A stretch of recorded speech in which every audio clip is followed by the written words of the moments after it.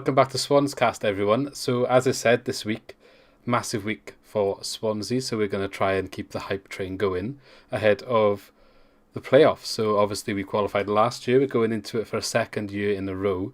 Perhaps this year, kind of expected to be here a little bit more. So, joining me today is Lee. So, welcome back, Lee, of course. And we've also got two of our regular guests, Amy and Jordan. So, both of you on together for the first time. Oh, nice. Excited. Yes, indeed. So I did do a video with Benjamin Bloom, if anyone has seen that, yesterday as of recording. So that's already out. That was part one of the playoff hype, if you like, from a neutral perspective. But this one is probably going to be a little bit more biased because we are all Swansea fans.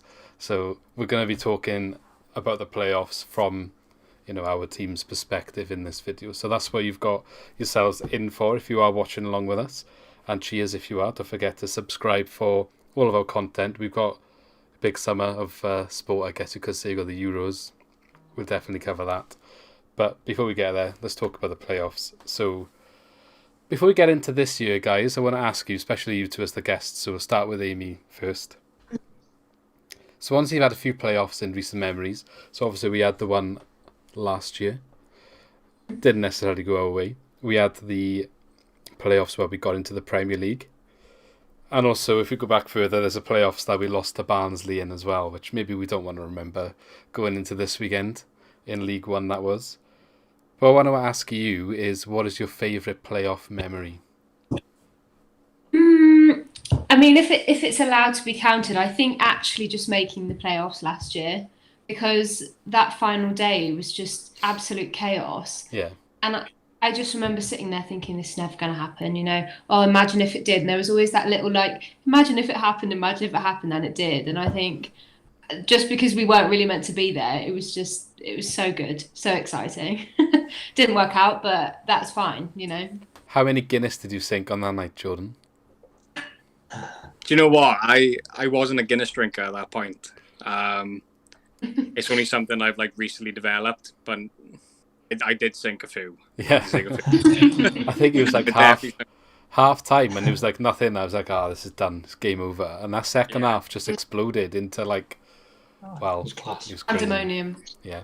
Well, that's fine. You can include that as your memory. It was it's what got us there, and it was the most probably exciting part of the season, really, because that day was just crazy. And Stoke, being the club that have followed us closely since we've been in the Prem, and kind of we had a bit of a bogey team with them, didn't we? But they actually did us a favour there. So I think they did us a favour this year, actually, by getting... It was because of them we ended up with Barnsley, isn't it, rather than Bournemouth. So 2 years in a row. Same question to you then, Jordan. If I had to pick my favourite, probably be Pratley halfway line.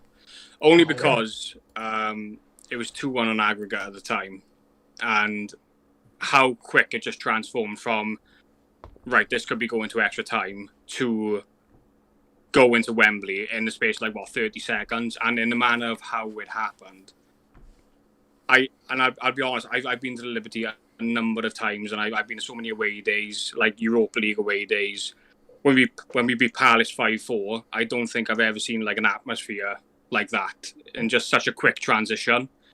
So for me, I think Pratley's halfway line goal will be something that will always be in at least top 3 moments as a Swansea City fan.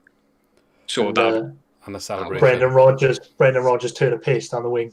Yeah, basically he's quicker than Dyer last season. Yeah. It was unbelievable. But I that one, I know a lot of people will turn around and say, that season where we won 4-2 at Wembley. But that, for me, Pratley, that's a moment I will never forget. That's just something I was so glad I was part of. It was just something different. Yeah, that's great. Great memory there. I'll do mine next, and then Lee, you can tell us yours, and then go into the next topic. But for me, I probably hadn't been to too many Swans games myself before. I know I shouldn't be admitting this really, but my granddad took me to Wembley, so it was a good experience. I wouldn't say I was a new Swans fan. I followed them, but it wasn't like I wasn't going to many of the games because didn't really have many people to go with. My granddad had a season ticket, and if I could get in with him, I would. But that was only really when I went. So going to Wembley and that experience, like just a day out, really. But I think if I got to pick a moment from the match, Scott Sinclair scored a hat trick, but maybe Gary Monk, like he made like that block. That block was basically like what the £90 million block essentially, wasn't it? So. And then we go up and score the goal that essentially puts the icing on the cake. But from, what was it, 3-0 up to 3-2, kind of a bit like what you were just saying, Jordan, where it was like the ecstasy of, like, this is comfortable, to, oh no, we're kind of on the back foot. And they hit the post as well, didn't they, at that point? Yeah. So just the emotional roller coaster of the entire day. Like, I think maybe I'm being biased, but I think if you put it on, the TV, it's got to be like a classic playoff final. I know they will show the one against is it Leicester and Watford, where there's the missed penalty and they go up the other end and score. Yeah, I saw. I would say, okay, fair enough. That can be maybe a one above it, but this has got to be number 2, surely. Oh, it has to be. Like without that Gary Monk block, it's a completely different game altogether. And I probably, if 3-3, I would have backed Red and go up. So. Yeah. Yeah, it is essentially like a £90 million block at the end of the day. So, yeah. Very, very important. So, Lee, go on, share your one with us. Yeah, and I would say, obviously, Wembley, but I can't say I actually enjoyed the day. It was just a hell of a day watching the game. Like, looking back, it was just a wreck from, as I said before, more for watching the games. So, being there was just a hell of a day. So, mine's a bit of a strange one. It's the Forest away leg. I went to that game. I don't know why, it was just the best 0-0 away day ever. Because I think Neil Taylor got sent off really early, didn't he? Yeah, and within like 3 minutes. I just thought, that the season's ruined now. We've played so well all season, and we've got a man sent off, and we're going to lose it. And played so well, and it was just after that game, I just thought we're going up. Just after that 0-0 draw, I just thought we're going up with 10 men. So that's my one. And also just to throw it in there, when we beat Brentford in League One over 2 legs. Oh, get that in there. When was that? Was that when Barnsley knocked us out in the final? Yeah, we lost in the final, but we did beat Brentford over 2 legs. Wow, that's 3 of the same teams in the playoffs, just a higher league. Yeah, that's crazy that is. But it's got to be our turn then, hasn't it? Like when you think about it, it's got to be our turn. Could be. Yeah, let's say it is. Yeah, I can't wait. I can't wait for like the Brentford and Barnsley fans to watch this, and then I get turned into like a meme at the end of the season. I can't wait for it. You're gonna get clips out. Yeah. Am I right in saying, Lee, that in that game you actually didn't make kick-off and you missed the sending off? Oh, that was a different one. I can't remember where that was. I thought it was that one, but fair enough. I think it might have been Forest, but not that playoff leg. Fair enough. Okay, do you want to move us on? Yeah, I was going to say as well, actually, just to throw it in again, my favourite Swans goal of all time was in the final, the Derby one, when that's my favourite goal ever. Which might be another debate, but it's the replay when he hits it, and it hasn't even hit the back of the net, and he's already running off. Love that one. Stephen Derby's the legend. Yeah, just to push us on, then I was going to say, how do we actually think the playoffs is going to go as a whole? What are we thinking between both ties and who's going to get to the final and who's going to win it objectively? I don't know who wants to take the bullet on that one first. Go on, George. Me? Oh, right, okay. Again, it's like I said the other night. It's one of those things where playing Barnsley, we've already beat them twice this season. If we were playing them on a one-off, I'd fancy it, but over 2 legs, it's going to be very difficult. And like I said the other day, they're going to be looking at Ayew, we're going to be looking at Dyke, and I think anyone who managed to keep them 2 quiet has always got a chance. Do I fancy us really to get to the final? Yes, but do I fancy us against either Brentford or Bournemouth? I don't know. So I reckon we could go one step further, get into the actual final. But again, it's one of those where that we can actually go that one step further and get into the Premier League as well. Like it's one of those things. I look at those 4 teams. You'd probably consider Barnsley the weakest. Mm. Yeah, But no on the flip disrespect. side, you wouldn't really put it past Barnsley going up either. You know, they're playing that well at the moment. I think any of those 4 teams could go up. I fancy us to get to Wembley, but what happens from there, I really do not know. I don't know. I think you're right. Like on paper, you'd say they are like the one team that you would pick out of the bunch if you wanted to play them over 2 legs. But at the same time, I don't want to discredit them because they've done fantastic to get where they are, and they did only finish 2 points behind us in the league. So, over a 46 game sample, they're 2 points worse off essentially. They scored 2 more goals than us, so definitely a tricky game. And I guess for them, they probably weren't expecting to be in this position, so it's kind of like just a free hit, if you like. Obviously, they want to win it, but no pressure. Their fans are probably loving the fact that they're there, whereas our fans maybe have a little bit more expectation to go a little bit further than last year. So maybe bear that in mind. Go on and Amy, what have you got to say? Yeah, I'd probably agree with Jordan. I think I've said this before, but to me, Bournemouth are the strongest team, really, like as a whole. Brentford are probably the ones that we have the most sort of like kind of rivalry with in that sense, in that like we're not keen on them. We don't really want to have to lose to them, But again, they're a team where if you can keep Ivan Toney quiet, like maybe you got a chance. And then you've got Barnsley, like I say, they're a bit of a wild card, but it doesn't mean that they don't have the capability to do it. I think on our day, I think we should be comfortable getting to the final. But like I said, we beat them twice. We have to beat them once more, twice, 4 times out of 4 to beat a team is quite an ask. So I am a bit nervous in that respect, but I think we can do it. Let's get a draw on a 1-0, yeah? That'll be fine. That's all you need. It's fine, as long as we go through, I don't mind. Yeah. Job done. Go on, Lee. What are you saying? Yeah, I don't know. I'm getting excited now. I don't know if it's just because we haven't been going to the games and stuff, but it didn't really hit me that we were actually in the playoffs until we started doing the videos and stuff. So now I'm starting to feel the buzz a bit more. Yeah, starting to hit home now. Yeah. Glad it's a bit further away, so we can just have a few days of peace before getting there. But I don't know. I think, like you said about the fans, I think the expectation is because we've got Barnsley, we would be gutted if we didn't win over 2 legs. And that's the pressure that comes on with that now. But I've got a feeling that we'll beat Barnsley over 2 legs. But I think if Bournemouth get to the final, I'd fancy them to beat us. But I do fancy us against Brentford in a one-off. That's game. a big call. Famous that is. last word. You said it now, guys. Let's get this clipped up, yeah. I said it back in March that it was going to be a Swans Brentford playoff final. Oh man. I wish so- I'm glad I'm not you. Them twice, Brentford. Did we draw with them twice? Yeah. I think we should have won the first game in fairness, but they battered us in the second game. Yeah, we're in the heads. Oh, to be fair, we just need The way I look at it, like, if we play 5 at the back in the playoffs, I don't fancy it. But if we play 4 in the back, I fancy it.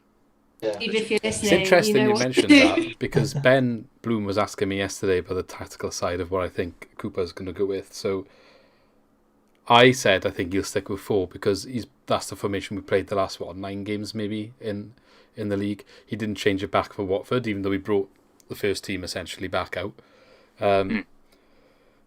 But yeah, I don't know, from a neutral perspective, he seemed to be like not so sure. Not because we played bad or anything, but just that element of surprise maybe, like because apparently Barnsley are quite tactically. The manager's quite tactically focused. That he'll change things. Well, not change things up, but they'll play the same way against you no matter what. They have this pressing style or whatever.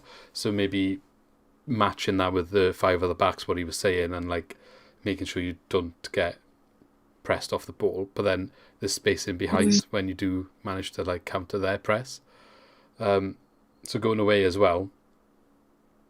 First, you don't want to lose that game, so I kind of get it, but I guess we sort of went into the conversation that it's not really too much that needs to happen to tweak between the 2 formations, because it's basically Norton and Roberts, isn't it? If one of them's on the bench, you just bring them on to fit into that formation instead of one of the attackers, or if Roberts starts on the wing, you don't even have to change necessarily make a sub to change into it. So it is interesting. I would be surprised if he does go back to 5 at the back, though. Yeah, I'd be very surprised. Yeah. Yeah. Any thoughts on the team while we are talking about the Swans game? If it's a back four, I would love for it to be, because I know these are the contentious bits, but I'd love it to be Bidwell and Norton on the right and the left, just to start with. I think like Connor Roberts is obviously unreal, but you'd think for the first playoff game, maybe you have to think a bit more defensively. I don't know football tactics that well, but you think if we were to go 1-0 down, maybe you say that's when you bring Roberts on. I don't know, because he's a bit more attacking minded. I don't know. There's obviously in-play things you can do, but I think Norton is so good. His experience will bode well, I think. And for me, Bidwell over Manning just by a smudge. Yeah. Where does Dyke play? Does he play on the wing normally? The striker. He plays up top, does he? Wasn't sure if it's Woodrow who plays up top or... Well, from what I've seen, it's like Dyke and Woodrow. So Yeah. It's a bit like our old system, isn't it? Like the 5 yeah, through I mean, 2.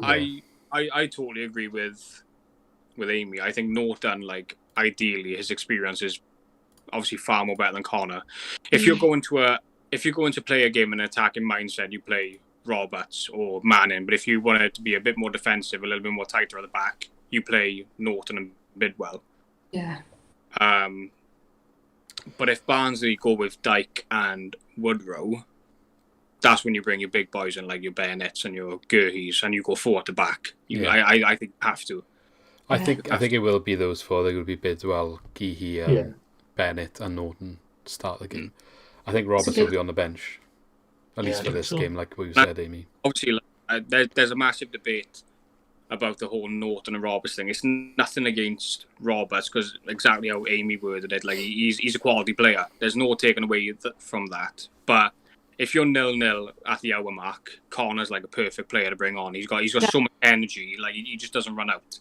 He's perfect, and he can chip in with a goal as well. So overall, it just makes perfect sense. You could call him an impact player, maybe, couldn't we? Yeah, you can. You can call him an impact player. Like he's one of very few players in our squad who we have as a starter. But also, if you wanted to bench him, you know he'll do something when he comes on as well. It was one game that he came off the bench and made an immediate impact when he got like the assist. Can't remember. Sheffield Wednesday away, wasn't it? Put that ball in. Yeah. It's a funny one with Roberts, though, because he's like, you could argue he's player of the season, but then since he's changed to the back 4, it's hard for him to get into the team. So it hinges on him what formation we played, isn't it? He's just been maraudering. Just like I said the other day, I think Paul Ariola deserves it. You know, that's me personally. Yeah, he's been just running up and down. He turned up, went training, tried Joe's ice cream once, and went back to DC. So happy days. Not a bad trip, like if you put it all together, it's not too bad. I wonder if he took a Joe's ice cream back with him for Morris. Sure, bless him. But yeah. Roberts, like, he's run up and down the wing so much, I think, all season. When he's playing a right back, not right wing back, he's just got to be a little bit more conservative, which he's not necessarily going to do because it's not necessarily his game. And that's not criticising him. But when you've got Barnsley pressing you like mad, you don't want to get caught out, and Roberts is a little bit further up than you need him to be. You can see when, sometimes the advantages, like the goal against Derby, he was right back and he scored that goal. But sometimes, I think in this instance, you don't want to lose the first game, so that's why I've gone on. It's a perfect example. Like I don't know whether if obviously when we played Brentford at home last year, not in the playoffs, just like in a standard league game, I was looking at Connor. At that time, we were playing in the back 4. Like me personally, as good as Connor is, he's not a back 4 player. He's a wing back. That's how I feel personally. Anyway, I'm not saying he's a terrible defender, because he's not, but Ben Rama basically had him on toast every single time. And I just think, like, in such an important game like this, again, nothing against Connor Roberts, he's a good player, but Norton's almost been there and done it on a consistent basis. He has a far more experience over Connor Roberts. I think it would be stupid not to start Norton. I think... Can I just say as well, I think Norton doesn't get enough credit for the fact that he actually is quite good attacking. Like he's often like up by the corner flag, And people are saying that Connor's a better attacking right back, and it's like Norton does the job. Like Norton does the job 100%. Yeah. And again, that's something I agree with. I think I still stand by. I think like Norton's better defensively and Connor's better attacking. And obviously, there's been a number of people that have had their opinions on Swans Twitter, as we all know. Gotta love it. You gotta love it, but again, like Amy said, he doesn't get enough credit. Like I wouldn't say he's good, but he does his job. He does his job I fully very agree well. with you, because I think He's so neat on the ball, isn't he? That's what I find. Like you say about him on the ball, maybe he's not like bombing up and down, but his passing is great. Like even when he's in that that right centre back position. Potter put him in lovely centre playing the midfield ball. because of that, didn't he? Right, Yeah, remember yeah. a couple of games? Like, He's there's a reason underrated. for it. Yeah. I'm not saying that's where he should play, but if he's capable of doing a job there, and we won that game, well, was it they won that Baker Richardson got sent off and no one scored, but he played in the centre mid for that game. So I always stuck up for him. When we got relegated in the Premier League that season, he was a massive scapegoat, I found, and I really didn't think he had a bad season. And when I went into depth and actually dug out his stats, he actually was pretty much our best defender statistically.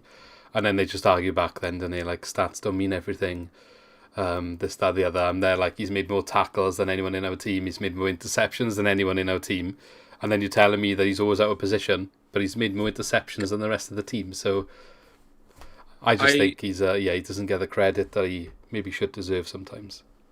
Yeah. I feel with a lot of people, stats only matter if it's a local boy or a cult. If it fits their agenda, want to be that guy, but if it's someone who's, I don't know, just joined from a random club, been there for a couple of years maybe, I feel you'll always be the scapegoat. When really, I feel there's a lot of people who are afraid to admit, like, the local boy has put us in trouble, or a cult hero has put us in trouble. Like, if Ayew makes a mistake, let's say, for example, Ayew, he makes a mistake, he's got to hold accountability for that. He's got to turn around and say, right, look, that's my error. But there's a lot of people out there to say, oh, hang on a minute, it's not Ayew, it's the person behind him or whatever. Yeah. They didn't give him an option. There's always something stupid like that. It's never that he held on to the ball too long. Yeah. Which he does all the time. Yeah. He does, to be fair. Okay. I think we've spoken quite a bit about Swans. Let's just touch on Barnsley a little bit, so we're not fully all Swans. But you already mentioned Dyke, but other players maybe that we need to watch out for going into this game. What? Yeah, he's kind of like their general, isn't he, in the middle? Yeah, he's quality. There's a boy there called, I can't remember his first name, but his last name Styles. Callum Styles. Yeah, that's the one. He's got bags of energy. Yeah. When I say bags of energy, we're talking like Connor Roberts energy. Yeah, so this is what Ben was saying as well. Keep him that's the measuring stick of energy. Yeah. Basically, it could be 90th minute and that kid is still running. So this is what Ben was saying, that Roberts will be up against him because he's the left-sided winger. And if he's pushing up too much, he's going to get punished. So 100%. That's the point he was raising there as well, with maybe the 5 versus 4 at the back. But that's up to Cooper to decide. But yeah, that's a bit of pace. Probably not most gifted in speed within our team in certain areas. So it's definitely something to watch out for. You said Mowat as well, Lee. I think he's the one that pulls the strings for him, isn't he? In the centre, he's definitely their creation midfielder. Really, I don't really know too many of their other players. They've obviously got Woodrow as always a threat as well up front. But I don't mean to disrespect them. I'm not too familiar with a lot of their team, other than the ones we've already mentioned there. I haven't watched them much, to be honest. Like I in the last couple of months, I've watched a lot of Watford and Brentford and Norwich. I didn't really keep an eye on them, and I kind of wish I had a bit more now. I think a lot of people are in the same boat, aren't they? Barnsley just came out of nowhere. It's like that team where it's like, well, we don't really need to keep an eye on them. And again, that's not being disrespectful towards them in any way whatsoever, but like they have basically come from nowhere. No one's kept an eye on them, and now all of a sudden they're in the playoffs. Yeah, they're where you want to be. You want to be the one that no one really is bothered about, and then all of a sudden you have to be bothered about the underdog. Like we always thrived being underdogs back in the day, so it's they're definitely the ones with the underdog tag going into this 4-way fight. Okay, let's move on then. Let's have a look at the other playoff games. So we've got Bournemouth against Brentford, starting away at Bournemouth. Brentford are. To be honest, I thought that was going to be the final. I'll be honest with you. Yeah. If you asked me a week ago, I thought that was going to be the final, but it's not. It's not going to be the final. So what are we saying, Lee? Just give us your opinion on that tie. I think Brentford are going to beat Bournemouth over 2 legs. I watched the game they played recently. They had each other in the league like 2-3 games ago. Yeah, it was the early kick-off, and I watched it, and I thought, obviously Bournemouth have been good up to that point, but they weren't very good in that game. They were poor, and Brentford had a man sent off, didn't they? They controlled the game all the way through, even with 10 men, and they deserved to beat them. So that's based on one game. I don't know. I haven't really noticed what sort of sides have Bournemouth been putting out. Well, they put out a strong side against Bristol in their last game. They put out a strong side that made it look like not Bristol. Sorry, Brentford played Bristol in their last game. Whoever they played against, they put out their first team because it looked like they really wanted to avoid Brentford. And I think Stoke when it was Stoke. I think Brentford and Bournemouth's form sort of flipped. So Brentford had a sort of rubbish run with Aston Villa. They were picking up draws, and then I think they won the last 3, didn't they? And then Bournemouth was the opposite. They played really well, and then the last sort of 3-4 games they didn't pick up many good results. So it's just sort of turned in Brentford's favour just at the end, I think. Yeah. I think, so we're going to beat Brentford in the final anyway, so that's fine. Yeah, maybe, yeah. I think it's hard, isn't it? It's like Bournemouth kind of as soon as they got into the playoffs, they just dropped off. Because they were on a mad run of form before that. Because they kind of looked like they weren't going to make it at one point. And I personally thought Jonathan Woodgate, I didn't think maybe he was the right guy to come in and turn it around. But he got in there, he's done his job. That Dan Juma for Bournemouth is just what a player. What a player. Yeah, he's so good. Was it the goal he scored against Norwich? Just unbelievable. On everyone and scored in top corner. It was just unbelievable. What a player. And he ran Conor Roberts ragged in that away leg. He did. After it, so I'm glad we're avoiding them. They play like nice football though, Bournemouth. I feel the difference between them is when I watch Brentford, it's like they don't really like, it doesn't look that good, but somehow if they get it to Ivan Toney, there might be a goal there. I feel like if Bournemouth Bournemouth could play them off the park, I think. My opinion is that Bournemouth have that ability to really like ruin teams like they did with us. And I think if they're having a good day, I think it could be theirs, but who knows? Yeah, Bournemouth beat Brentford in both the games the other way around. Brentford beat Bournemouth in both the games they played this season. The earlier game was 2-1. I think Bournemouth went ahead. I watched a lot of that game actually, and Bournemouth looked really good in the first half, like especially the first quarter. But I don't know, like they didn't finish the job basically. They had a few chances. Solanke missed some good chances, and Brentford came back and turned it around, as they often did earlier in the season. So yeah, maybe they just... I think that game between Bournemouth and Brentford is going to be decided on penalties. I can't pick. Great shout. Again, with Amy, if you've got Ivan Toney on your side, you've got a chance. It doesn't matter what team you put him in. You could basically, like Wickham finished dead bottom. You put Ivan Toney on that side, they got a chance no matter who they go against. Yeah. That's not saying probably Brentford stayed are a up, bad wouldn't side, because I'm not saying Brentford are a bad side. Otherwise, they wouldn't be where they are on the table. It's that simple. But if someone said Brentford or Bournemouth over 2 legs, I'd have to go penalties. I'd have to. Yeah. That would be sad. I don't know. A 30-goal striker in a championship is crazy, isn't it? So yeah. We're happy to get 20. Apparently, in play goals, it's only like 21. or Goal's a stick goal, with though, isn't it? So if we take off Ayu's penalties, what's that? Take off leave him on? penalties. That's the thing, innit? Everyone was banging on about like, oh, Swans are getting really lucky with penalties, but like at the end of the day, a goal is a goal. You still got to score that penalty. Exactly. Yeah. We still only had 5 penalties, though. They stopped. I know. They stopped after that, and people still Is that all we mention had? it. We're like 10th in the table of penalties. It's I ridiculous. don't even know if we're still 10th. I don't feel like we had one since all that drama. So true. It was literally like 4 games in a row, and that was it. Yeah, Yeah. and before those 4 games, like a there was moment. one other penalty this season before that. So those 4 games were in like February, yeah? Yeah. So 1 penalty before February we had. Yeah. But apparently we're lucky and we get penalties all the time, so, you know. Oh, don't. Let's not get into Steve that. Cooper's dad and all that, yeah. Let's not talk about the penalties. Yeah. Okay, so we said Dan Juma for Bournemouth as a highlight. What about Jack Wilshere? How long have we got? 10 What just do you for me. mean? I don't want to say this now because we might play him in the final, but I never rated him. Will you Just rate so him if he overrated. sticks one top ends and kicks us out? Well, this is it. I'm gonna try and stay tight-lipped until after the playoffs, but I don't know. He was good. He was good when he was younger for Arsenal, but then that was it. And he just kept getting raved about and getting great moves, and never done anything for me. Even I've watched a few games when he played for Bournemouth, doesn't do a lot for me. Not like he's obviously. I think he's one of those people that has just spent too long on the sidelines injured.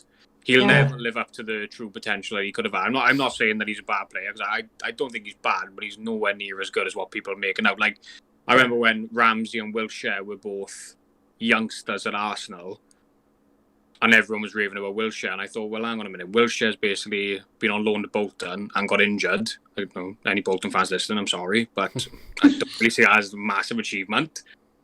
And Ramsey was doing bits at Arsenal, but there's a lot of people who still stand by Wilshere. And again, it's not the fact that he's a bad player.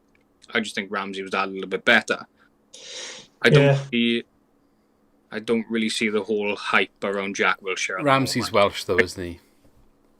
Yeah. He is Welsh. He is Welsh. Don't get me wrong, but you could also flip that and say he's ex-Cardiff. You know, like it. I just mean in terms of Arsenal and like English players always get overhyped. Oh, right. Yeah. I think if you support an English club and you had an English player and a Welsh player, like, you know, I do feel there is a bit of bias, and I'm not going to hide away from it. Sometimes it comes from my end as well. Like if I say a Welsh player, it happens. That's just the way it is.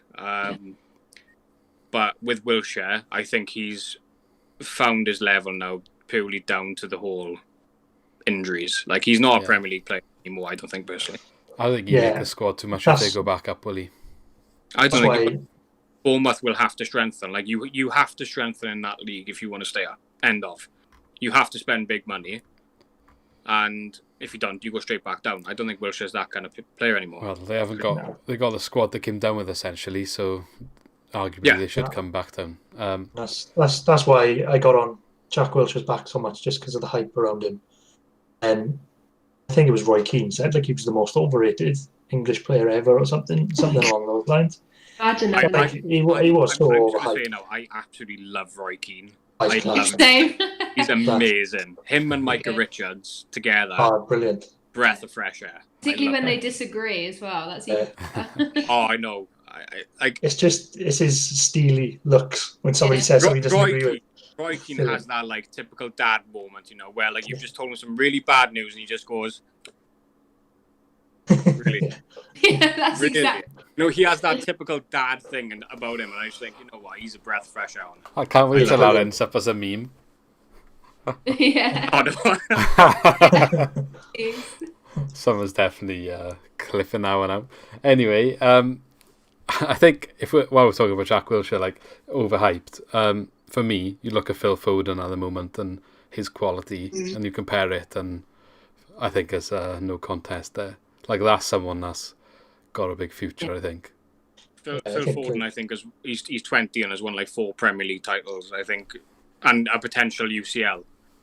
Now, at 20 years old, if you're walking away with like 4 Premier Leagues and 1 Champions League, you could retire happily at 20. Yeah. You could. Do you know what I mean? But where did we go wrong? I know. Play football, just not doing it for us. Okay. Credit to Pep on Foden though, because like everyone moaned for ages, like why doesn't he send him out on loan, and because he's not giving him game time, and now look at him. I think it's just It was all Cooper. It was all Cooper in that England setup, mate. That's where it came from. Like me personally, I think like people like Pep get too much stick. Like it was the same like Barcelona. He was bringing many youngsters through there. Like don't be wrong, he is a classic case of potentially like a checkbook manager. When you look at the clubs he's managed Barca, Bayern, and Man City. Right, okay, there's a lot of money in those clubs. But the way he gets them playing, I don't know any other manager who could possibly do that. And it's not and all the managers in between don't necessarily get the same success as him either. Yeah, and I don't know any other manager other than Steve Cooper who can get the best out of Foden. So, you know. So what you're saying is Steve Cooper is going to replace Pep Guardiola? Well, you know, 20 million on Aguero, I'll take it. But, you know, otherwise, no, I don't want it. We do need a striker, to be fair. We do need a striker. We do need a number 9. We do need a number 9 massively. Yeah, okay. Moving on then. I want to touch on the news that's broke recently. We did tweet about it. We'll be allowed to go back to the stadium to watch the second leg. Everyone excited for that? Be amazing. So two things on that, really. First of all, a little bit of news around it, which broke, I believe, earlier today. The actual kick-off time has been postponed by an hour, so it was 5:30, it's now 6:30. So I don't know if anyone caught that. It actually benefits me. I think I finish work at 5 o'clock, so I'm buzzing with that, I'm not going to lie. Gives me a little bit more time to get home. 5:30 is a bit early for a playoff game. It is early. They've got a day of playoff games, haven't they? I think the Brentford one is early, and then there's the League One at 3. So I think they were thinking if one of them goes to extra time or something, then it'll all overrun. Yeah. What a day, though. Yeah. Yeah, so I'm happy with that. And then the second thing I wanted to discuss really is, right, so fans have not been in the stadium for over a year at this point. Yeah? Everyone is eager to get in there and watch the Swans. It's a massive occasion. It's not just a league match. It's a potential book-in of a Wembley slot that could get us back to the Premier League, so big stakes. Only 3,000 tickets available. How do you or how do you just decide who is allowed the tickets? How do you sell them? Like, what do you do? I think it's only fair to give priority to the people who left their money in the club. I agree. And I think that's all there is to it. Like, there's a lot of people that pulled out on things like, you know, they wanted a refund for tickets, etc. But there are some that obviously said no, like we're willing to keep our money within the club. I think it's kind of only fair. Well, if you've left your money within the club, you should have the right to go and watch a playoff game. Yeah. That's just how I see it. Like, I don't know whether if there is more than 3,000 that have done that or less than 3,000. But those people who have done it have every single right to go and watch a playoff game. 100%. Yeah. I agree. But yeah, I think Lee, your views would be good on this because you had a season ticket, so. Yeah, I totally agree, because even before they announced, like when there were sort of rumours that they were going to let fans in the stadium, I instantly thought it's got to be the fans that left the money in the club. I just can't believe how much it erupted on Twitter, like slowly. It was like, oh yeah, great, the fans are back, that's brilliant, and then it just quickly turned into why everyone deserves a ticket so quickly. I know. And you had people saying oh, they better prioritise this, they better prioritise that, but it's like, let's allow them to announce what they're going to do before we start getting at each other's throats, yeah? Yeah, 100%. I think I'm thinking though, whatever they put out there's just going to be... Going to cause problems. Yeah, either way, you're not going to please everyone. That's just the way it is, isn't it? Like, you're not going to... Like, regardless what it is, it could be the best solution out there. Someone will moan about it because it doesn't suit them. Yeah. Unfortunately, the world just doesn't work like that. You know, that is the harsh reality of it. I got an example of that. I went to Costa earlier. I don't know if you've seen, and this isn't an advertisement. We're not promoted, right? But they got 50p ice drinks on at the moment. Yesterday, today, and tomorrow. If you've got the app, you allow 2 50p iced coffees. Tomorrow's the last day, so get on it. But anyway, back to the point. I know what I'm going on my lunch break tomorrow. I'm going to get well, 2 of them. But... Back to the point anyway. But I was there in the drive-thru, and the woman was like, "Oh, sorry for the wait, whatever." I was like, "Yeah, it's fine." She was like, "Oh, well, some people have been kicking off, mind." I was like, "What do you mean?"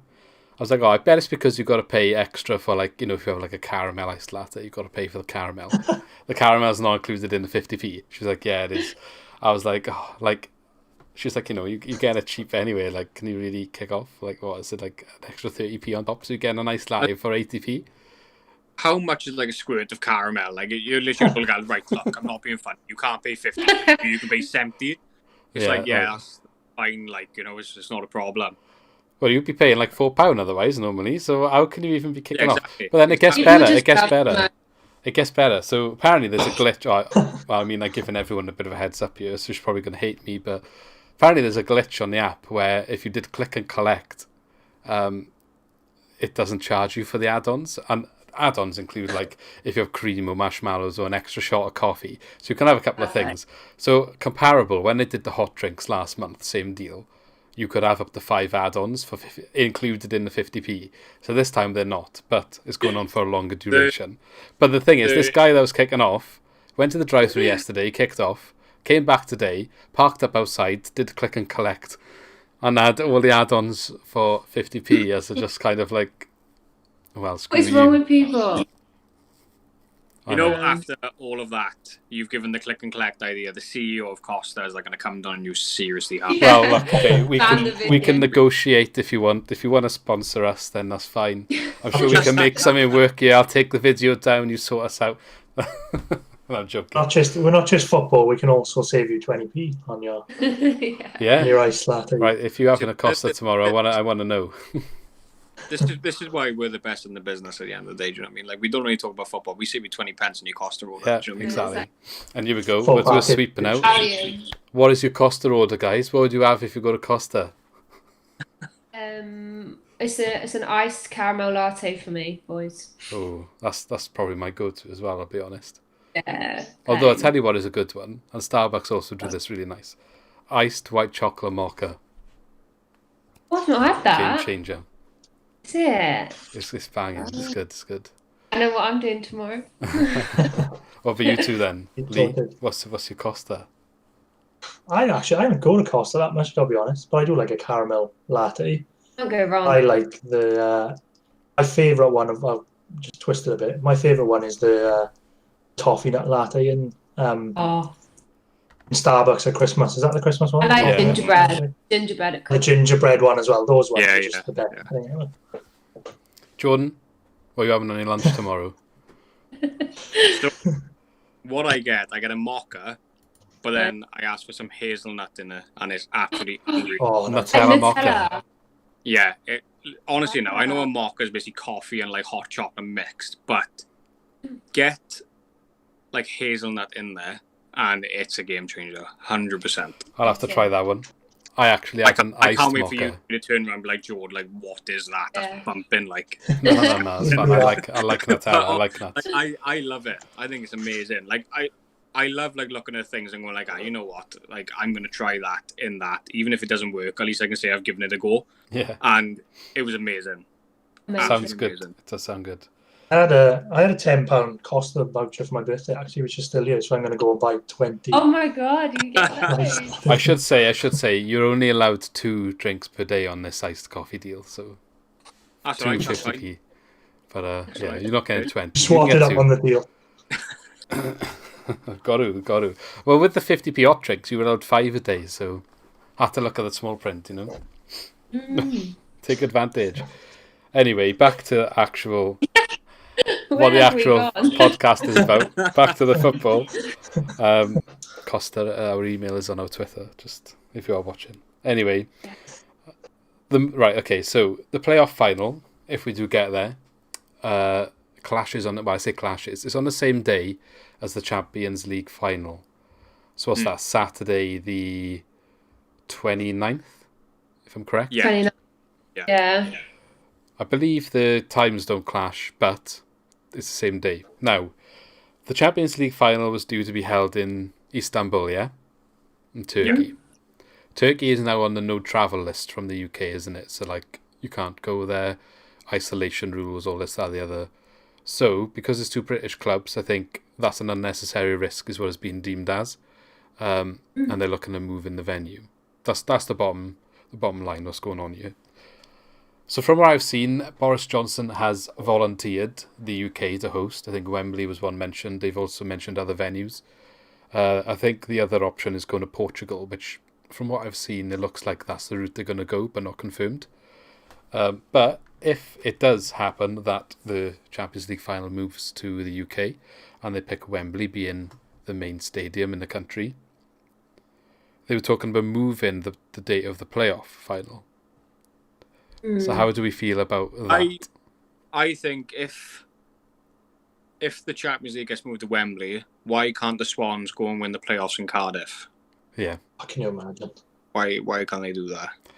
Yeah, I would take that. We're being extremely selfish right now, but why not? Well, what's the other options? What's the other options? I think Villa Park was mentioned, and I mean, if it's not going to be the Millennium Stadium. If it's not going to be in the Millennium, maybe Cardiff City Stadium and win it there. I don't know. That's going to happen, maybe. But the thing is, they didn't really say about moving the venue. They said they're going to move the date. So it's a weird one, I think. Like, well, the whole Portugal thing, it does seem silly. Like, I do agree, just have it in the UK.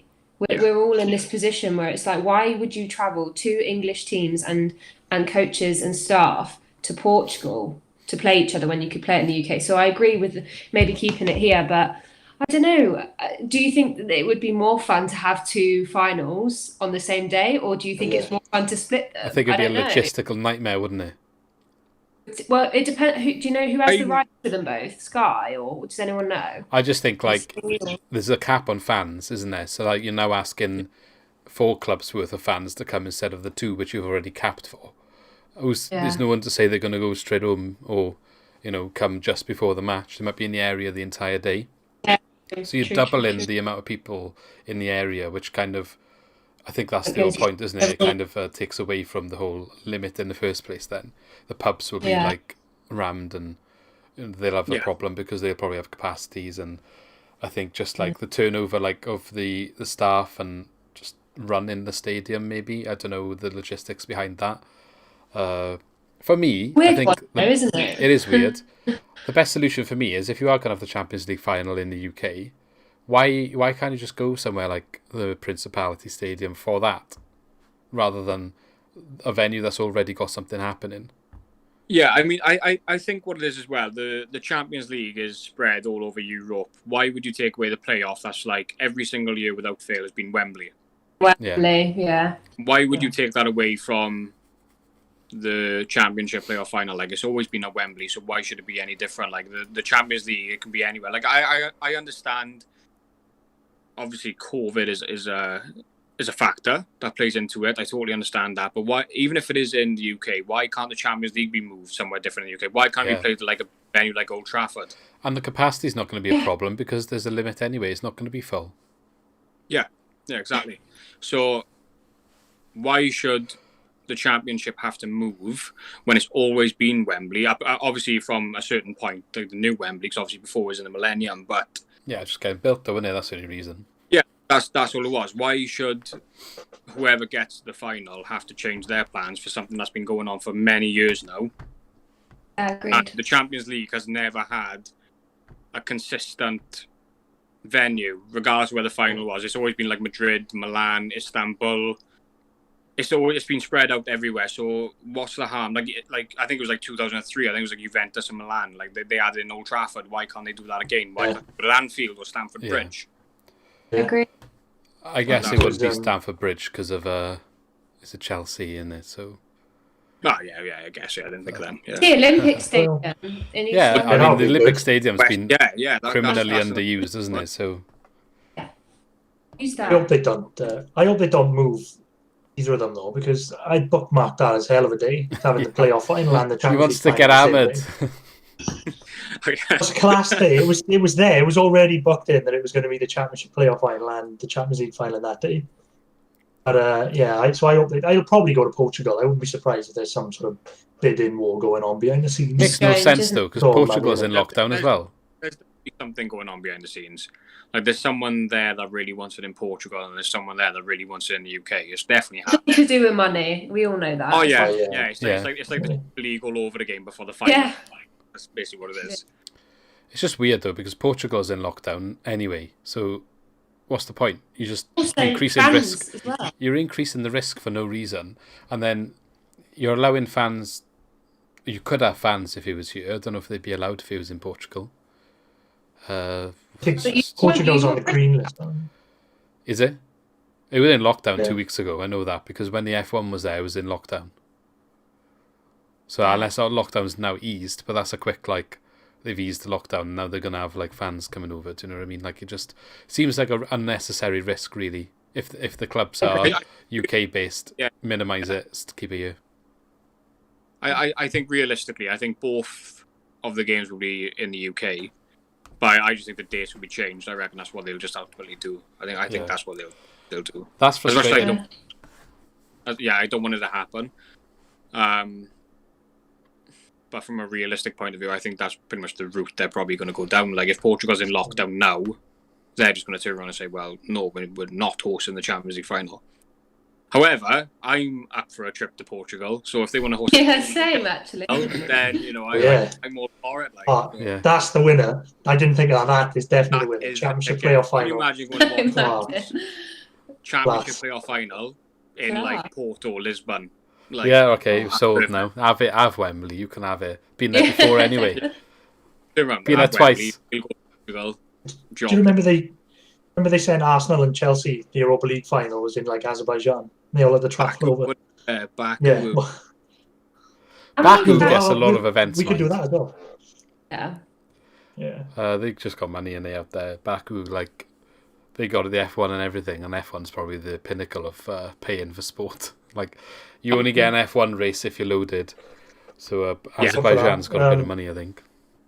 Swans Brentford final in Baku, sorted. Why not? Chaos. I mean, I'm not I'm happy for Thomas Frank Tiers in Baku and 99 pence pints. That does me So I'm all for it. All for it. Sounds like a good day, though. You've solved it. But no, I don't know. It's just such a tricky one. It may be something that we all completely didn't expect whatsoever. But if I had to put my money on it, I reckon the dates will just be moved and both of them will be played in Wembley. Over. As much as I really want a trip to Portugal, it's just not going to happen. Maybe in the future, eh?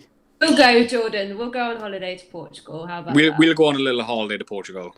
We'll go on a little holiday. Next time when the Euros does this actual European tour like it was supposed to, that maybe will happen then, innit? We'll have a vlog tour or something. That'd be good. Swans cast on tour. Can't wait. It's an excuse for new t-shirts. Yeah. We'll all have. What were the names from the other day? Can't go down that route.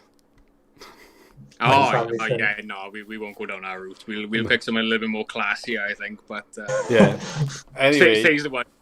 On that note, Lee, classy, but it's fine.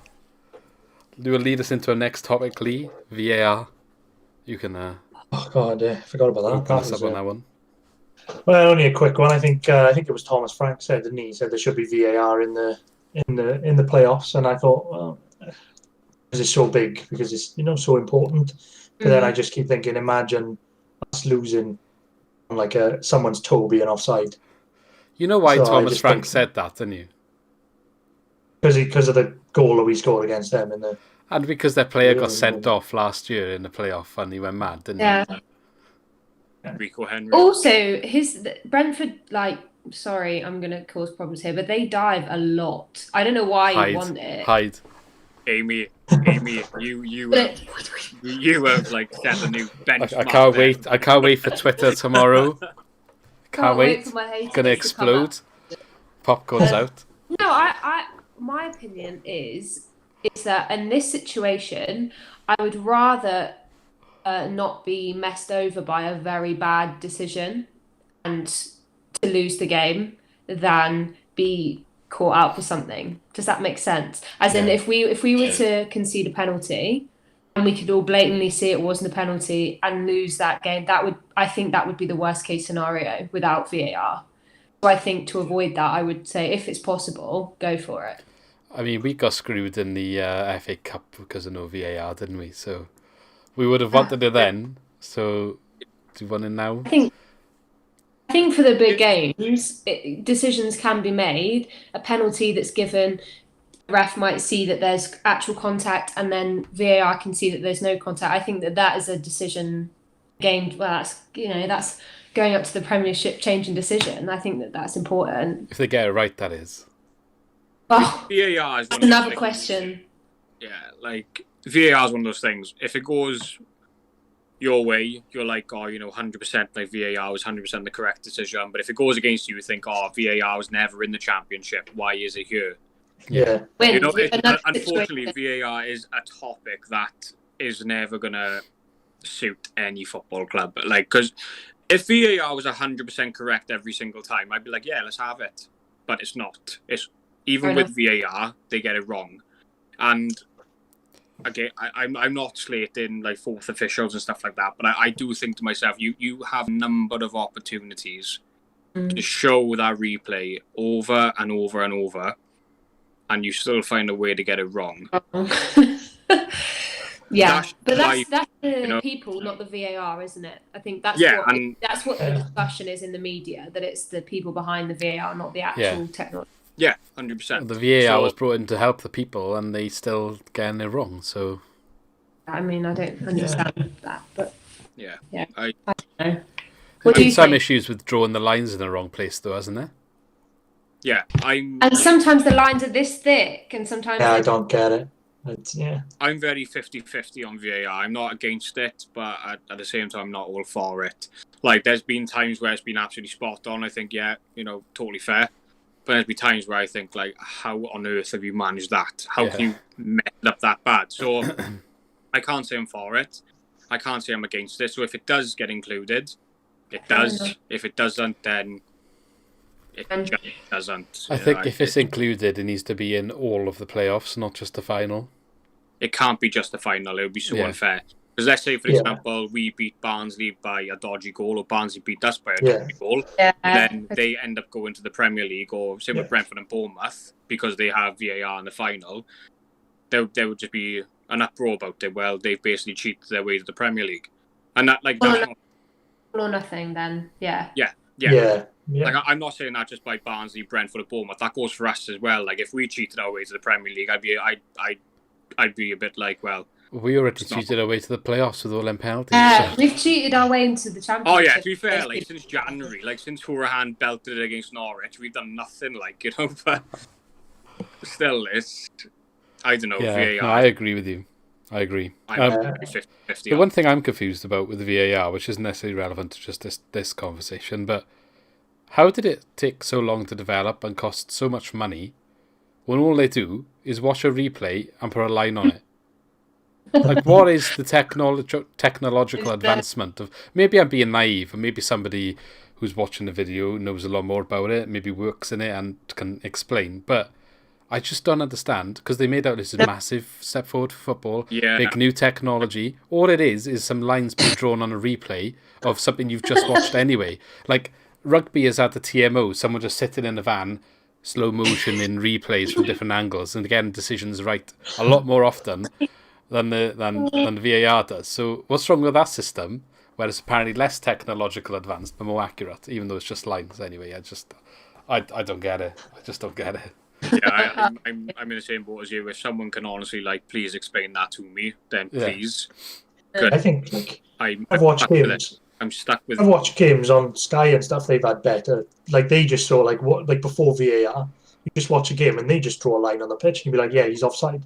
They move it forward, don't they? With that bar, they can, like, move a tackle back and forward. Like, it's the same stuff. Like, just goal line technology. It's so overcomplicated. I know. Goal line technology, that's fab. Great bit of technology. Actually moved the game forward. Well done. How is VAR more advanced? How is it? Like, same thing. It's just... On the goal line technology, I had no idea it was in use in the Championship until the Whittaker goal against Derby. It's just, Everyone I was think like, it's just if "We it's in didn't your know club, we innit? had that." Yeah. No It's idea. installed once, and then it doesn't matter where you are because it's just like, unlike VAR, which can still be controversial and like, it's still opinion based on the guy watching it. Goal line technology is yes or no, isn't it? It's either over or it's not. So you're not ever given an unfair advantage if one club has it and one club hasn't, because you're all benefiting in the situation that it's there. Oh, yeah. Hmm. Just about maybe for VAR then for the playoffs. Maybe, yeah. Maybe. Yeah, as long as it's like consistent, I think that's the main thing. Yeah. I agree. And like, aside from VAR, I think a lot of the reasons some of the errors happen are some issues within the rules, like handball and stuff like that, and offsides to an extent. But that's something that is a bigger topic and something that I think maybe will get reviewed at some point. But should get reviewed at some point. But yeah, I guess the ref's job's not easy, is it? But some of the mistakes are a bit like dubious. I think they probably should put it in for the playoffs. So I'm forced for an answer. I think they should probably, because if they get promoted, they've got to use it anyway. So I think, and it's so big. It's like you talk about the money involved in going up. It's not a small decision, is it? I guess you've got to say. It. You've got to assume VAR is working correctly, is correctly used. It's used in the Premier League, the league you go into. So if you're saying it's used in that league, you're supporting it as a league, so you should be supporting it to get to that league, really. Yeah, 100%. So from that aspect, from their point of view, they should use it. Obviously, a fan's point of view is what we've already discussed, and maybe you'd get a different answer, but if they're going to back the technology, it needs to be used. Anyway, let's finish off then. It's been a long video, so let's finish off. Let's go back to the games and let's actually put our money where our mouths is. And that was a really bad English. But whatever, we'll go with it. Predictions. Kicking in now. That's too much Costa. Predictions for both legs, and then based on what you've said, you can predict the final as well. Who wants to go first? Go on then, Amy. I can see you don't want to go first, so I'm so worried, and I always worry that I'm going to jinx it. When you say something, you think I'm going to jinx this now. I'm going to be positive, because you've got to be positive. You can't go in thinking you're going to lose, I don't think. So I'm going to say we get a draw at Barnsley. I think we're going to draw at Barnsley, which is going to be horrendously nerve-wracking, because we're going to think, oh God, this is all going to go badly. But I think we're going to have an absolutely 10 out of 10 performance in the home leg, and we're going to win. So I'm thinking a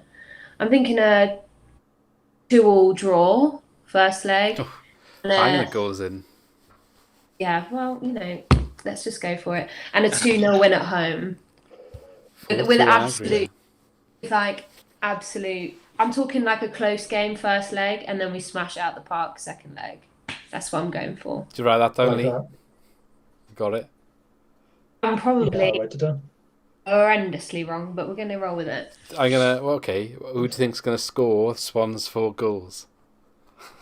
God, it sounds like a lot now, right? I'm gonna have a look at Barnsley's stats with conceding as well, because I'm interested to see if they let a lot of goals in.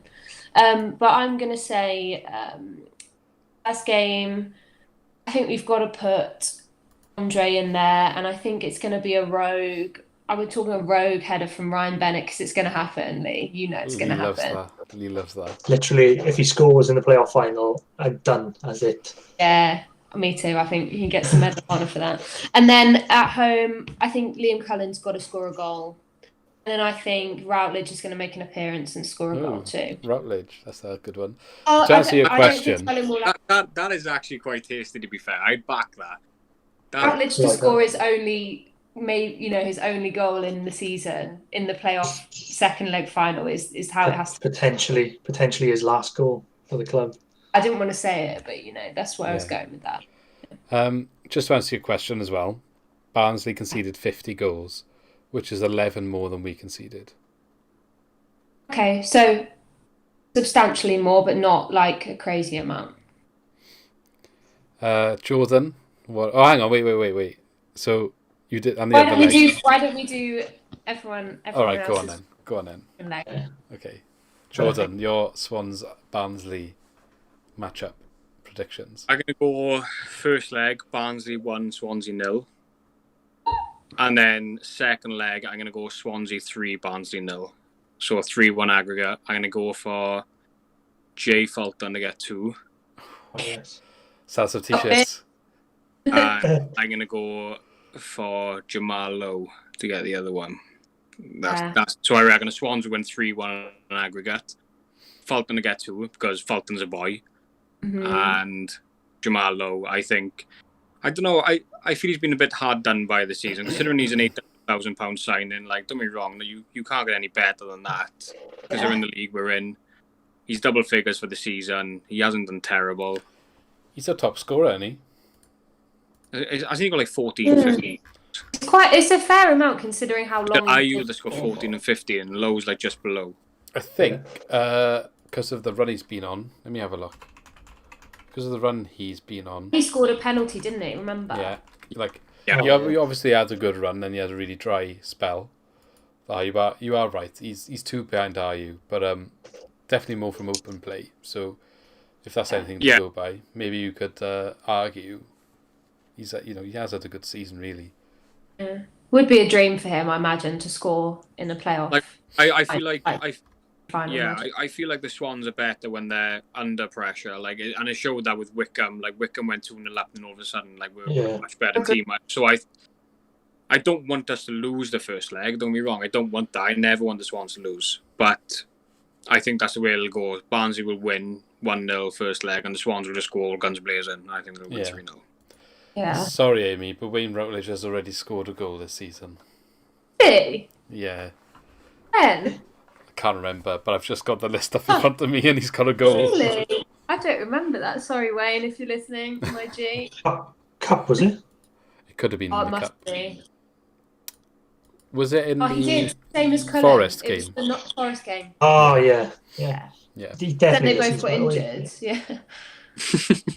Okay, so I'm going to say I think the first leg would be 1-1.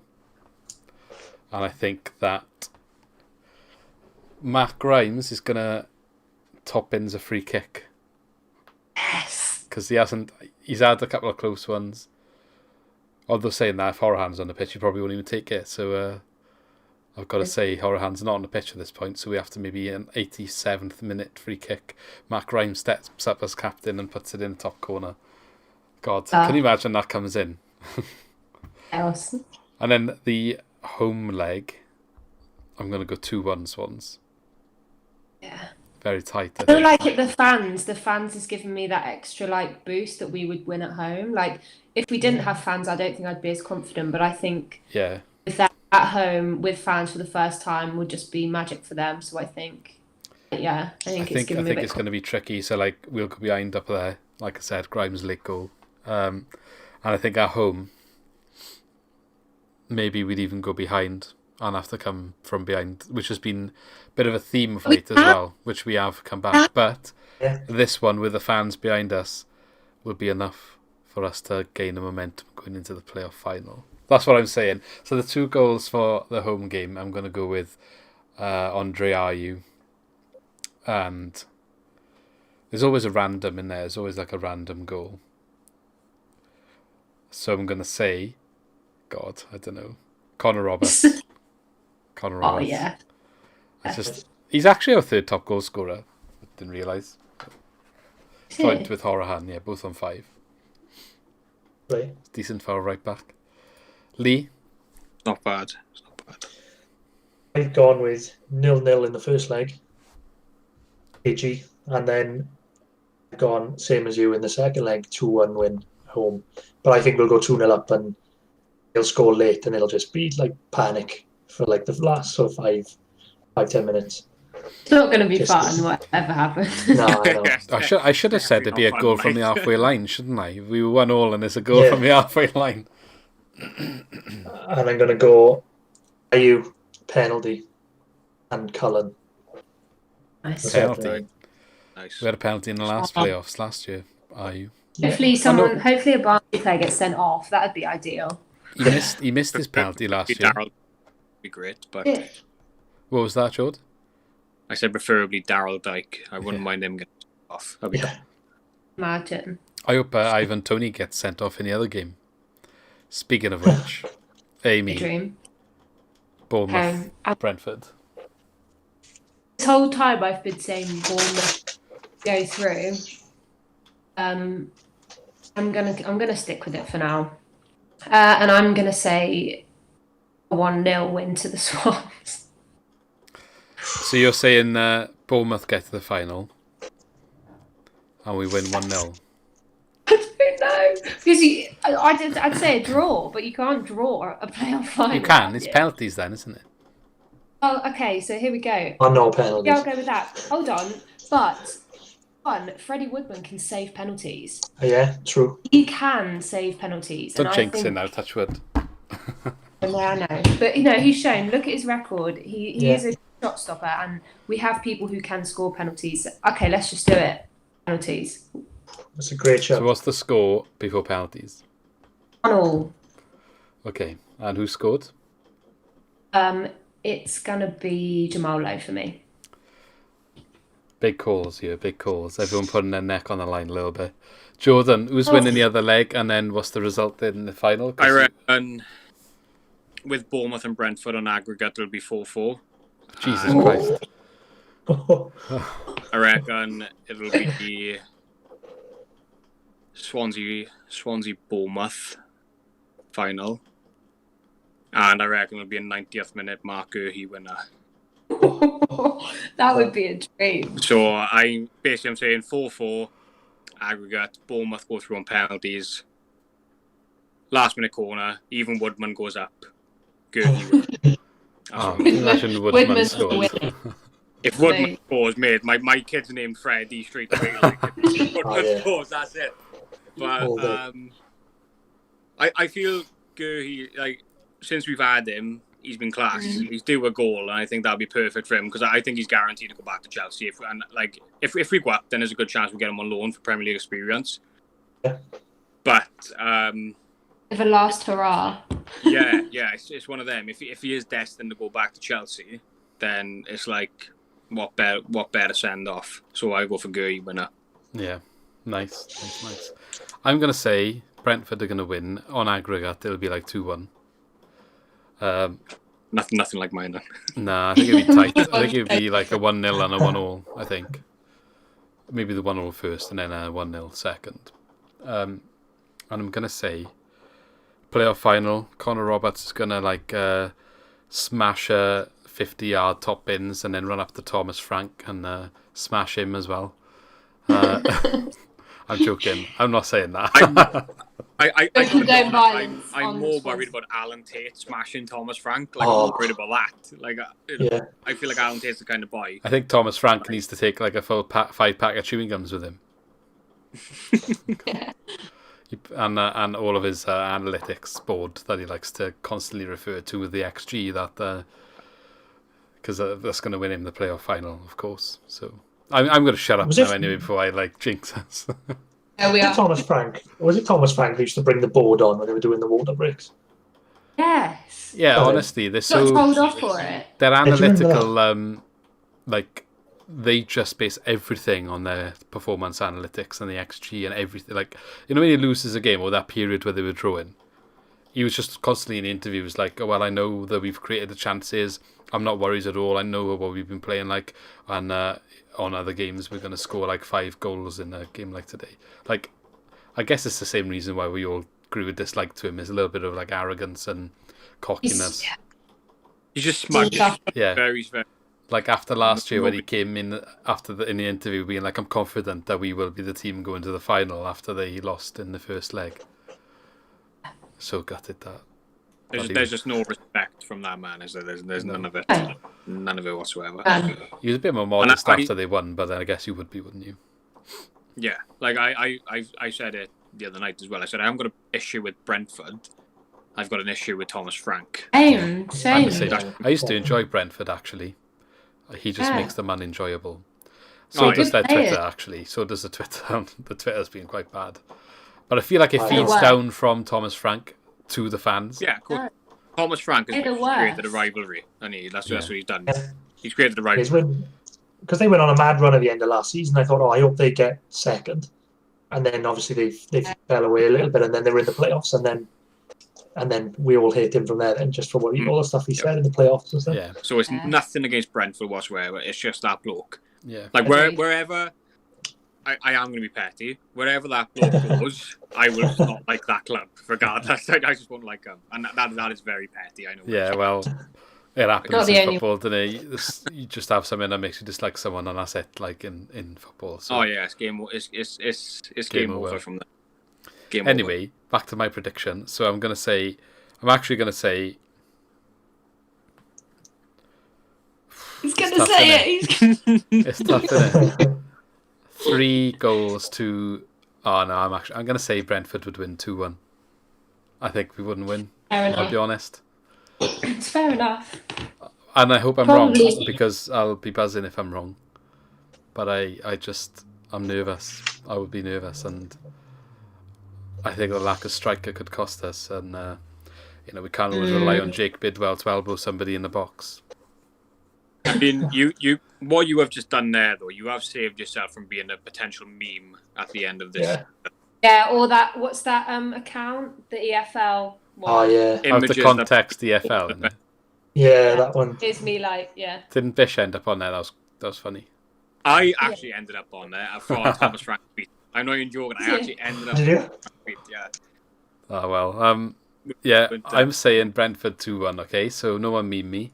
You can meme me all you want if it's wrong and we win. I don't care then. But, yeah, I think Brentford probably got a little bit more. 30-goal striker. I mean, he just needs to show up, doesn't he? So, Lee. Yeah. I think Brentford as well. I'll stick with it. I'm going 1-0 Bennett. It's just Written in the stars. I'll stick with it now. I love him so much. I love it when they like zoom in on him and he's like shouting at everyone. I just love it. I think yes. What I want to know is obviously Bennett is probably like the old school guy in our thing. Like he's the typical black boots, tucked in shirt. What's his celebration going to be like? Do you reckon he celebrates at all? I just think everyone jumps He goes on him. back, he just walks back. I reckon he's the kind of guy who would put the ball in a 3-0 and still pick the ball out the net and put it back to the centre spot. Like when he's that kind of guy, I mean, like, let's just get on with it. He'll be screaming at someone for not getting back quick enough to the halfway line. I think they all just jump on him and he'll just be like pushing them off, like, come on. I hope, but I really hope Ben is that kind of guy who's like played us all season. He's got a shirt tucked in, black boots, but there's like a backflip as a celebration. I really hope he's that kind of guy. Just pulls out like a cartwheel 360 backflip and then a roly-poly all in one, like. Just releases like his inner nanny or something, do you know what I mean? And then pulls a hamstring in the process. And then he untucks the shirt just to go really mad. He just untucks the shirt. Or he takes it off. After the That game. will be his celebration. He untouched his shirt. Yeah, it's untucked. Well, it's like when, do you remember when we had that Messer and apparently he was only going to shave if he got a Spain call-up? Yeah, Rocky Messer. Oh yeah. I still stand by. If Rocky Messer was in a Brendan Rodgers and Michael Laudrup team, we would have seen a different player. 100% agree with that. There's a reason why a Champions League team bought him. Like, yeah, of course there is. Like we signed him from Las Palmas, wasn't it? It was Las Palmas. Yeah. You look at his stats that season, like Iniesta and Xavi were basically saying like Barca should sign him, and then we ended up getting him. I don't know what Paul Clement done, but like when he signed, I was like that's got to be like. I think it was Hugh Jenkins more than Clement. That's why it was a wrong signing. So, and we had him for what, 5 months? Because I think he went on loan to Sevilla the following January. Yeah. And it was like, well, that was a bit of a letdown. So it was Sanchez. I think Sanchez, if he was under Laudrup or Rodgers, we would have seen that. Same. I actually think Sanchez started playing well when what's his name, Carvajal came in, but then he got injured in a cup game, didn't he? Like against Wolves or something. Notts County, I think it was, wasn't it? Oh, Notts County. But he actually started showing bits of, like, he'd had such a rough season up to that point where everyone hated him as well at that point. He'd hardly played. He actually showed glimpses of his quality when Carvajal came in, but then it just ended his season essentially when he got injured. Definitely. I like, don't get me wrong, it's so much easier to play with Thiago than it is with Sam Clucas. Don't get me wrong, it's so much easier when I love when how you that picked is, Sam Clucas. It is. But I do agree. like Sanchez was one of those players that you could clearly see he had a bit about him. But he was just in the wrong side. Simple. And he didn't want to be here as well, I think, was the problem. He didn't. He didn't want to be, but he definitely had a bit about him. Definitely. 100%. Yeah, it's one of them where he's always going to go down as a bit of a meme, but he's definitely not the worst player to play in a Swans shirt. However, his time in Swansea might be one of the worst. Who that's a question, but who would be your worst player in a Swan shirt that I've seen, since I've been watching them? In general. Oh my god. There's a couple in there. There's Frank Tabanu. I can't remember his name. Dwight Tiendali. He was alright. He was alright, Tiendali, man. He was alright. He was alright the first season. When we re-signed him, he was awful. Yeah, he was. Going back a bit, what about someone like Ian Craney who just couldn't score at all back in League One? To miss sitters every week. I remember when we first moved to the Liberty and we signed Kevin Amankwa, and I was like, Jesus, this is the right back, I was like, no way. But there's what was that Greek centre back we signed when we first went up, and then he came on. Did he play one game? Yeah, came on because he did two. Miraz, Vangelis Miraz or something like that. Oh yeah, that's him. He came on against Wolves, conceded 2, and we never saw him again. Yeah, that's him. Bloody hell. Was that in the game against Wolves where we played a weird formation and Orlandi played as Cam? Yeah, and we went 2-0 up as well. I think it was Did it end 4-4 or something? And and that was it. When he came on. Dorust of Reese played for them in that game, do you think? I was thinking of, do you remember Emnes, who played with Gomez? He wasn't that bad, though. He was alright. I don't know about that. Marvin Emnes will always hold a special place for me because of that Cardiff winner. He'll always hold a special place. But, when you have Ngog and Schechter as well. Ngog, that's one. Ngog is up there, definitely. Ngog was just... Schechter and Vasquez. Vasquez was another. I also had tweets from my time hop come up talking about how bad Montero was. I don't know if anyone. He had phases where he was awful. Just ranting about Montero 4 times in a row. If Montero's hamstrings weren't basically made of cheese, he'd be a world beater. And on his day, he was ripping. On his day, Montero. Carlin Chambers is still having nightmares. Yeah, literally. Ivanovic. Janmat as well. We played Newcastle at home. He ripped it. Janmat got 2 yellows in the first half. It was unbelievable. And Millwall away when we went back down. Back when Gary Monk was a good manager, that was. Yeah, when he was good. But Montero, did you actually put that? I had some tweets just saying. How many years ago was it? I was at a game. I was obviously at the stadium. What? And I was tweeting why did Montero just do that? What has he done? So he must have done something bad. I don't know. How many years ago? 6. Well, I want to know what that game that was. That's probably under I think it was the Arsenal game. Guidolin or something, probably. I don't know. It was 2015, so it would have been Monk Guidolin or something like that. Yeah. Guidolin. Yeah. I feel like that's the first season under Monk. He was really good, and then second season probably when all the injuries and that started a little bit more. So perhaps that was he was coming back from injury and just not interested in the game at that point. So there was periods like that. It was a shame with Montero because for 70 minutes he would ruin someone, and then the 70th minute would turn up and he'd be injured for 6 months. Yeah. But he would always be injured over the winter. Yeah. Perfect. Minute pina coladas and there's hot sun is out. Hamstring's gone again. Just going back to Ecuador to cover. I'm just gutted that we never saw more of him in that season in the Championship, because can you imagine him and Dan James on the wings with McBurney in the middle? That would have been insane for this league. If you had the top of his game Dan James and a top of his game Montero on the wings, that's probably the best wingers in the league. Bearing in mind as well, last season we had Selena, who was quite good behind them. We had Narsing on the bench that season. I would have liked to have seen more of him. I don't even think Narsing exists. What about him? He was on the bench every game and never came on. remember Potter brought him on once in a random game, and everybody was just like, Yeah, shocked. because everyone was like, "There's someone in his Okay. contract. If he plays a game, they're gonna have to give him money." And then like something like March or April, he just brought him on. I was like, "What's he done? Is this like a FU to the owners because they didn't spend in January?" It's like, I honestly reckon that's what it was. I reckon Potter wanted to spend the money, didn't have it, so he made the owners actually spend money and give money. Yeah. Where did we sign him from? PSV, was it PSV? Something like that? yeah, I mean, I don't think he's like Dutch international. I think we definitely didn't get the best out of Narsing. But it falls back into the Sanchez and Mesa thing. You put them in like an earlier Premier League side, they probably would have ripped it apart. But they all, like same with Abraham, and they all joined at the wrong time. Yeah.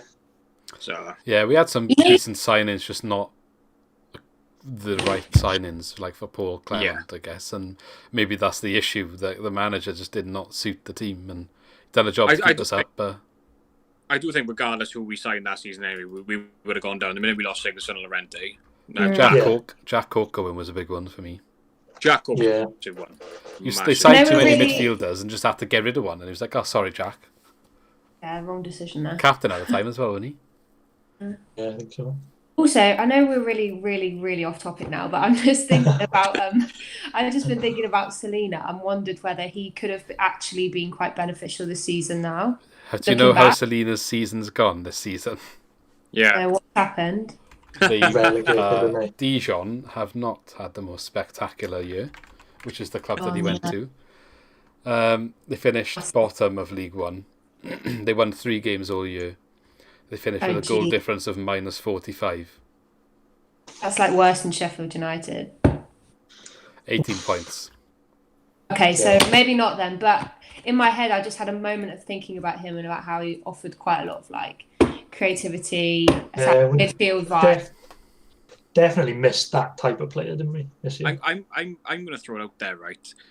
And I understand he's gone on loan because of his injury, but I think Baez still offers a lot to this side. I agree. I think we missed the trick. Well, I don't really know why we sent him away. I think we've missed him since January. We've missed like a bit of a spark. There's been issues. Yeah. We've needed rotation. Garrick as well. I'm not too convinced on Garrick. Garrick. Not convinced. No. I don't know. Maybe after this, but maybe it was the right decision to send. Do you know how he's done at Swindon? Apparently well. He scored a few goals. Has he? Maybe that would do him good then. Garrick like a swap right, with- there's a fun fact for you, right? I can't remember what game it was for Swindon, but Garrick played centre back. What? Oh wait, Garrick What? lined up in a back 3. He's a winger, no? We used him once as a wing back. Not as a wing back. He played in a back 3 as a centre back. Well, I mean, I guess you've got to credit the commitment to just No, I'm play. not being funny. When I found that out, he can play a winger, a striker, a wing back, and a centre back. Oh, That's quite versatile. just a bit. That is versatile. I think if we're in the Not bad. championship next season, I wouldn't mind him getting reintroduced into the squad. We definitely need more Bit pace. pace. We definitely need more but- pace. Yeah. But I think if we go up, We definitely need a bit of he's pace. not going to be in the team. Yeah, I agree with you there. Yeah. It's like Asura was another weird one, wasn't it? But I do agree with you, Baez. I think there's definitely like Horahan has had question marks over him, and I just think like Baez wouldn't have done any worse. Yeah. Yeah, no, I agree with that. I mean, Also, we've all really underrated Horahan. What if he comes through with the winner? Imagine. I don't necessarily dislike I know. him. I just like what Baez The gives us and has given us, and maybe suits the team better is the big thing here. I Yeah. think that's the reason. He would know how to play in the system, know the players, whereas Horahan is maybe still learning it, and maybe that's why we haven't seen the best of him. But I say the best of him, he scored a few goals, hasn't he? But in terms of like maybe when the going gets tough and he's gone missing compared to the other midfielders, I think Baez gets stuck in a little bit more. He does have a tackle in him as well. Yeah. Horahan as well. Like he's also been promoted via the playoffs with Villa and actually scored in a playoff semi-final with Villa. Yeah, Big big goal game as well. player. yeah, it was a good goal. Yeah, so I'm hoping Scored. like he's like a Stephen Darby reincarnated. Oh like, God, can you remember him? He was like every year in the playoffs. Just turn up. hoping. Yeah. Was it Blackpool? Bobby. Yeah, what a player. Yeah. What a player. My favourite player of all time, Derby. Right, easy. As Absolutely love the man. Has anyone actually like got his number? Any chance we can pass over? Get him on the Just like- podcast. Stephen Dobby podcast. Do it. That's your mission, boys. Get hold of Stephen Dobby. Yeah. I would seriously have like stage fright. I would just be like, hi, Mr. Dobby, sir. Oh God, that's getting clipped as well. On that note, I think it's probably a good time to end it now. Coming up to 10 o'clock. So it's been a good video though. I'll get this one up on probably YouTube tomorrow. We'll get both this and the one with Ben on Spotify later in the week. Two podcasts in like 1 week. I know, crazy. But so don't forget to follow us on Twitter. Is our most active social media. We also have Instagram and Facebook. Subscribe on YouTube. We're on 299, so one to get to 300, but we really want to keep pushing. I know, one to get 300. We really want to keep pushing to get to like 500, and then our main target is 1,000, as that helps boost the channel a little bit more after that point. So any support, we really appreciate you so far, and anyone watching, if you are still here, would appreciate you clicking that red button. And obviously always engage in a comment. So comments are usually quite active, so we're happy with that, and we love interacting back with you as well. I just want to say thanks to Lee for joining once again, and also our guests. Well, I say guests, but you've been here regular at this point. But Amy and Jordan, it's always welcome, guys. Thanks for coming. Thanks for having us. It's been a good chat. I've enjoyed this one. We've covered all bases. I think it's been really good. We'll see what happens next week. We've really gone above on this one. Yeah, exactly. Well, we'll have a summer of talking crap, I'm sure, ahead of us now. We'll have to figure something out, get a topic, and just talk some rubbish. Sounds good to me. Thanks again, guys. And on that note, I shall see you next time. So have a good one. Thank you. Yeah, take care all. Thank you. Bye. Thank you for watching. Don't forget, if you enjoyed the video, to click the like button to help us grow. To keep up to date with all of our new uploads, hit the subscribe button and push the bell to ensure you are notified of all of our new videos. As always, engage in the comments and let us know your opinions on what we discussed today. And if you want to support us directly, check out our new merch where you can find some awesome Swansea related t-shirts.